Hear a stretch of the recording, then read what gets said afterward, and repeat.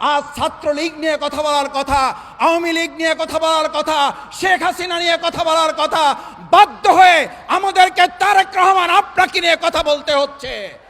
আপনি ছাত্র দলকে সামলান, আবার বলছে ছাত্র দলকে সামলান, না হলে ছাত্রলীগ যেমন আওয়ামী লীগের পতন নিশ্চিত করেছে, এই ছাত্রদল তারেক রহমান তার চেয়ে কম সময়ে আপনার পতন নিশ্চিত করে আপনাকে বাংলাদেশ থেকে আবার বিতাড়িত করতে বাধ্য করবে।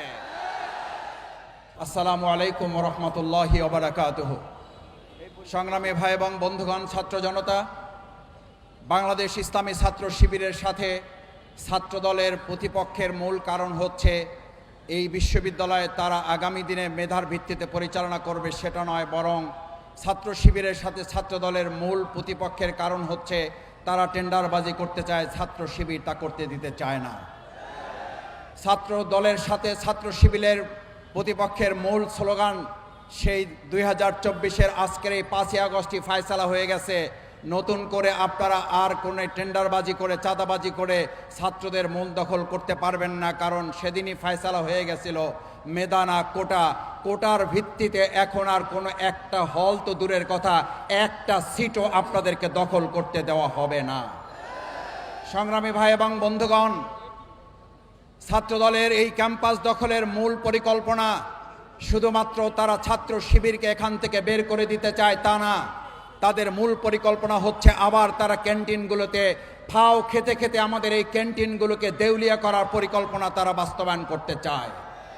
সেই জন্য আসুন, গণভোটের গণরায় বাস্তবায়নের আজকের 2024-এর 5ই আগস্ট যেদিন আমাদের বিজয় উৎসব পালন করার কথা, সেদিন ছাত্র দলের বিরুদ্ধে আজকে এখানে বক্তব্য দিতে দাঁড়াবার এটা বাংলাদেশের জন্য লজ্জার, বিএনপির জন্য লজ্জার, প্রধানমন্ত্রী তারেক রহমান আপনার জন্য লজ্জার। আজ ছাত্রলীগ নিয়ে কথা বলার কথা, আওয়ামী লীগ নিয়ে কথা বলার কথা, শেখ হাসিনা নিয়ে কথা বলার কথা, বাধ্য হয়ে আমাদেরকে তারেক রহমান আপনাকে নিয়ে কথা বলতে হচ্ছে।